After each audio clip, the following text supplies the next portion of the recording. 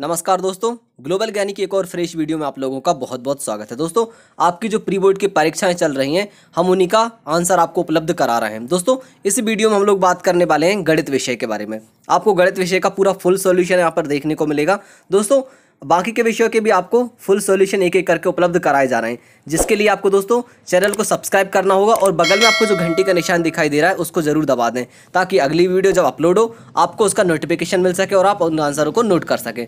पहला प्रश्न हम यहाँ पर देखेंगे, लिखा हुआ है हमारा यहाँ पर, जब A1/A2 बराबर B1/B2 बराबर नहीं है C1/C2 हो तो निकाय A1x plus B1y plus C1 बराबर 0 व A2x plus B2y plus C2 बराबर 0 का मान होगा। दोस्तों, जब आप इस समीकरण को सोल्व करेंगे तो इसका मान हमारा निकल कर आएगा, वो होगा, कोई भी हल इसका नहीं होगा। इसी के साथ दोस्तों हम बढ़ेंगे अगले प्रश्न की तरफ। प्रश्न क्रमांक 2 हमारा यहाँ पर लिखा हुआ है, द्विघात बहुपद ax² plus bx plus c के शून्यक अल्फा और बीटा हो तो अल्फा मल्टीप्लाई बाय बीटा का मान होगा। दोस्तों, इसका मान हमारा होगा C/A, तो आप इस आंसर को नोट कर लेंगे। इसके बाद दोस्तों हम बढ़ेंगे अगले प्रश्न की तरफ। प्रश्न क्रमांक 3 आप यहाँ पर देखेंगे, लिखा हुआ है हमारा यहाँ पर, यदि दो संख्याओं का गुणनफल 32 व HCF 8 हो तो एलसीएम होगा। दोस्तों, जब इसका HCF 8 दिया हुआ है और संख्या दी गई है आपको 32, तो दोस्तों इसका जो एलसीएम होगा वो होगा हमारा 4। तो मैं आपको यहाँ पर बता दूं, 4 आपका जो पहला वाला ऑप्शन है वो यहाँ पर बिल्कुल सही हो जाएगा। इसी के साथ दोस्तों हम देखेंगे प्रश्न क्रमांक 4 को, लिखा हुआ यहाँ पर आपका, द्विघात समीकरण ax² plus bx plus c बराबर 0 के दो बराबर वास्तविक मूल होते हैं यदि। दोस्तों, यदि b² माइनस 4ac कंडीशन लागू होती है तो इसके वास्तविक मूल होंगे बराबर। इसके साथ दोस्तों हम बढ़ते प्रश्न क्रमांक 5 की तरफ। प्रश्न क्रमांक 5 आपका लिखा हुआ है, AP का प्रथम पद A तथा सर्व अंतर D हो तो n वा पद होगा। दोस्तों, ये आपकी जो समांतर श्रेणी है इसका यहाँ पर आपको फॉर्मूला पूछा गया है, तो मैं बता दूं आपको, इसका फॉर्मूला होता है यहाँ पर A plus n-1 into D। इसी के साथ दोस्तों हम बढ़ेंगे अगले प्रश्न की तरफ। प्रश्न क्रमांक 2 को हम यहाँ पर देखेंगे, लिखा हुआ यहाँ पर आपका, रिक्त स्थानों की पूर्ति कीजिए। दोस्तों, आपको रिक्त स्थान के आंसर दिए गए हैं, आप एक एक करके इनके आंसर लिख लेंगे। हम यहाँ पर आपको एक क्वेश्चन पढ़कर दिखा देते हैं जिससे कि आपको समझ में आ जाए। जैसे कि लिखा है यहाँ पर आपका, सभी वर्ग समरूप होते हैं, तो जो रिक्त स्थान है आपको वहाँ पर लिखा जाएगा समरूप। दोस्तों, इस तरह से आप बाकी के आंसरों को लिख लेंगे। अभी बढ़ेंगे हम इसके बाद में आपके अगले प्रश्न की तरफ। हेलो बच्चों, पढ़ाई में डाउट्स आते हैं, घबराइए मत, सबका सॉल्यूशन है डाउटनट। दोस्तों, अगर आप किसी सवाल में अटक गए हैं या आपसे सोल्व नहीं हो पा रहा है तो बस आपको उस क्वेश्चन का फोटो लेना है, उसे क्रॉप करना है और 5 सेकंड के अंदर अंदर आपको उसका वीडियो सॉल्यूशन मिल जाएगा। फिर चाहे आपका सवाल होमवर्क का हो, CBSE बोर्ड का हो, यूपी, बिहार, महाराष्ट्र, राजस्थान, MP या अदर किसी स्टेट बोर्ड का हो, चाहे IIT, JEE, नीट या क्लास 6 से लेकर 12 तक किसी भी क्लास का हो, इन सभी सवाल के जवाब आपको मिलेंगे डाउटनट ऐप पर। फिर चाहे कोई भी सब्जेक्ट हो, फिजिक्स, केमिस्ट्री, मैथ, बायोलॉजी, आपको सभी सवालों के जवाब मिलेंगे डाउटनट पर। साथ ही आप डाउटनट ऐप पर पढ़िए कोटा की बेस्ट फैकल्टी, जैसे GV सर, NJ सर, आकांक्षा मैम, प्रिंस सर जैसे टॉप टीचर से, यानी अब पूरी पढ़ाई होगी डाउटनट ऐप पर। 3 करोड़ से ज्यादा स्टूडेंट डाउटनट ऐप पर स्टडी कर रहे हैं, तो जाइए आप भी इंस्टॉल कीजिए डाउटनट ऐप।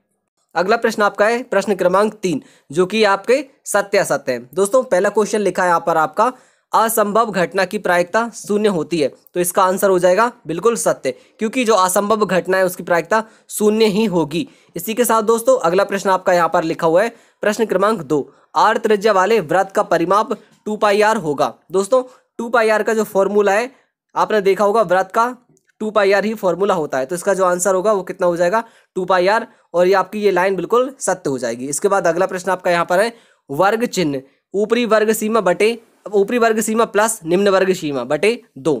तो आपको इसका जो आंसर होगा वो भी बिल्कुल सत्य हो जाएगा, क्योंकि इसका फॉर्मूला यही होता है। इसके साथ हम देखेंगे अगले प्रश्न को।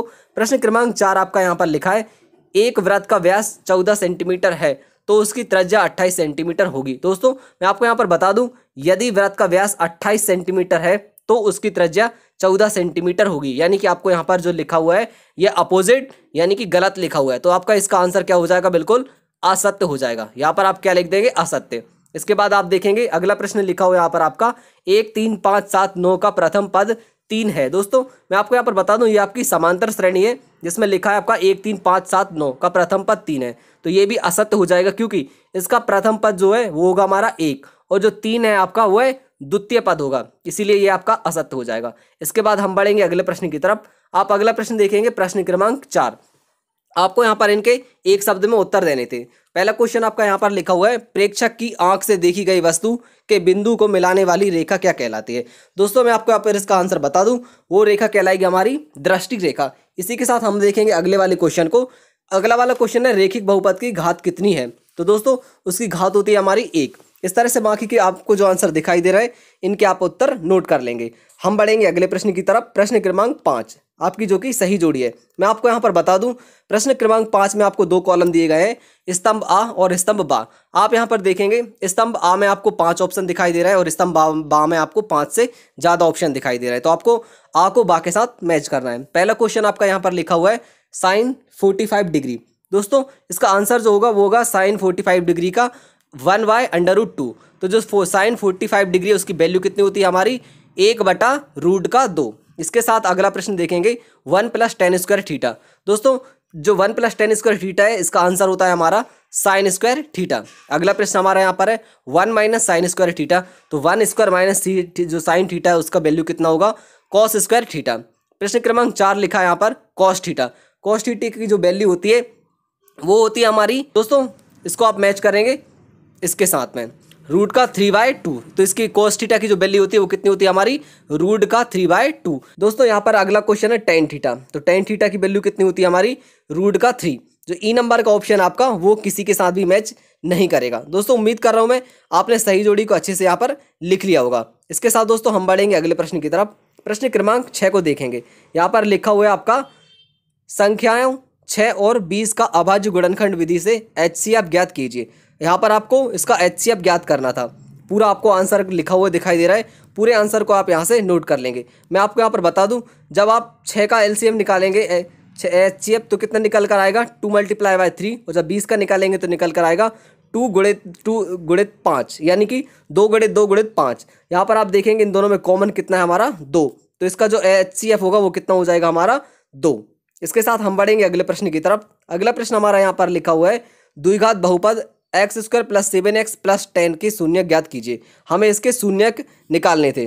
दोस्तों इसका आंसर आपको पूरा लिखा हुआ दिखाई दे रहा है। आंसर को आप यहाँ से नोट कर लेंगे। मैं एक बार आपको पढ़ के दिखा देता हूँ, जैसे कि x² + 7x + 10 बराबर x + 2 × x + 5। इसीलिए x² + 7x + 10 का मान 0 है जब x + 2 = 0 हो या x + 5 = 0 हो। अर्थात जब x का मान -2 या x का मान -5 होगा तब क्या कौन सी कंडीशन लागू होगी हमारी यहाँ पर x² + 7x + 10। दोस्तों उम्मीद कर रहा हूँ मैं आपने इस आंसर को अच्छे से लिख लिया होगा। हम बढ़ेंगे इसके बाद अगले प्रश्न की तरफ। प्रश्न क्रमांक 8 आपका लिखा हुआ यहाँ पर बिंदु 1, बिंदु 2 और 3 एवं बिंदु 4 और 1 के बीच की दूरी बताना है। दोस्तों आपको जो बिंदु दिए गए इन दोनों के बीच की आपको डिस्टेंस बताना है। तो दोस्तों इसका आंसर कितना होगा हमारा, आपको आंसर यहाँ पर पूरा लिखा हुआ दिखाई दे रहा है। आप इस आंसर को यहाँ से लिख लेंगे। उम्मीद कर रहा हूँ मैं अपने आंसर को अच्छे से यहाँ पर लिख लिया होगा। इसके बाद हम बढ़ते हैं अगले प्रश्न की तरफ। प्रश्न क्रमांक 9 यहाँ पर लिखा है दोस्तों एक पासे को एक बार फेंका जाता है, एक अभाज्य संख्या प्राप्त करने की प्रायिकता ज्ञात कीजिए। ये आपका आंसर है, आप इसको लिख लेंगे। पासे को एक बार फेंकने पर सभी संभव परिणाम की संख्या 6। हम जानते हैं कि पासे में अंकित अंक, जो पासे में संख्या रहती है वो कौन कौन सी रहती हैं 1 2 3 4 5 6। इनमें से एक कोई अंक होगा। अभाज्य संख्या कौन कौन सी हमारे यहाँ पर 2 3 और 5। अतः अनुकूल परिणाम की संख्या 3। यहाँ पर आपको फॉर्मूला लिखा दिखाई दे रहा है प्रायिकता का, अनुकूल परिणाम बटे कुल परिणाम। दोस्तों जब फॉर्मूले को आप फॉलो करेंगे तो आपका आंसर निकल कर आएगा 3/6 यानी कि 0.5। इसके बाद हम देखते हैं अगले प्रश्न को। प्रश्न क्रमांक 10 एक चित्त प्राप्त करने की प्रायिकता ज्ञात कीजिए जब एक सिक्के को एक बार उछाला जाता है। दोस्तों सिक्कों को उछालने पर कुल परिणाम कितना होगा हमारे यहाँ पर 2, हेड या टेल। इसके साथ दोस्तों अनुकूलित परिणाम कितना हो जाएगा हमारा यहाँ पर 1। दोस्तों प्रायिकता का फॉर्मूला फिर से हम लागू करेंगे, अनुकूल परिणाम बटे कुल परिणाम। इसमें आप जब मान रखेंगे तो कितना आ जाएगा आपका यहाँ पर 1/2। तो प्रायिकता कितनी हो गई आपकी यहाँ पर 1/2। इसी के साथ दोस्तों हम बढ़ते हैं अगले प्रश्न की तरफ। प्रश्न क्रमांक 11 यदि tan a = 4/3 तो sin a और cos a का मान ज्ञात करना होगा। मैं आपको यहाँ पर बता दूं, जब आप इस ट्राइंगल को देखेंगे इसमें आपको 4 और 3 ये वैल्यू दी गई है, इसको हमें फाइंड करना है। अभी आप इसको इग्नोर करते हुए चलिए। इसमें आपने वैल्यू पुट की ABC, आपने देखना है यहाँ पर लिखा हुआ है ABC। यहाँ पर मैं आपको बता दूं, हम इसको बोलेंगे लंब, ये हो जाएगा हमारा कर्ण और ये कौन हो जाएगा हमारा आधार। तो यहाँ पर हमें लंब और आधार की वैल्यू दी गई थी 3/4। हम यहाँ पर पाइथागोरस जो फॉर्मूला रहता है उसको फॉलो करेंगे, जिसकी वैल्यू क्या हो जाएगी 4a² प्लस 3a²। तो यहाँ पर 4² का हो जाएगा 16 और 3 का हो जाएगा 9। टोटल कितना निकल कर आएगा आपका यहाँ पर 25। 25 को जब आप रूट से बाहर निकालेंगे तो कितना निकल कर आएगा आपका 5। तो दोस्तों आपका जो कर्ण है उसकी वैल्यू कितनी हो जाएगी आपकी यहाँ पर 5। अब आपको यहाँ पर आधार लंब कर्ण तीनों की वैल्यू मिल चुकी है। अब आप साइन और कॉस को यूज करेंगे। दोस्तों साइन की जो वैल्यू होगी, पहले आप साइन को सॉल्व कर लेंगे। साइन का यहाँ पर लिखा हुआ है साइन A बराबर क्या हो जाएगा हमारा BC/AC। तो BC की वैल्यू कितनी है हमारी 4 और AC की वैल्यू कितनी है हमारी यहाँ पर 5। तो इसका आंसर कितना हो जाएगा 4/5। अभी इसके बाद हम देखेंगे कॉस। कॉस का लिखा हुआ यहाँ पर आपका AB/AC। तो AB की वैल्यू कितनी है हमारी यहाँ पर 3 और AC की वैल्यू हमारी यहाँ पर है 5। तो इसका आंसर कितना हो जाएगा हमारा 3/5। दोस्तों इसको लिख लिया होगा आपने। हम बढ़ेंगे इसके बाद में अगले प्रश्न की तरफ।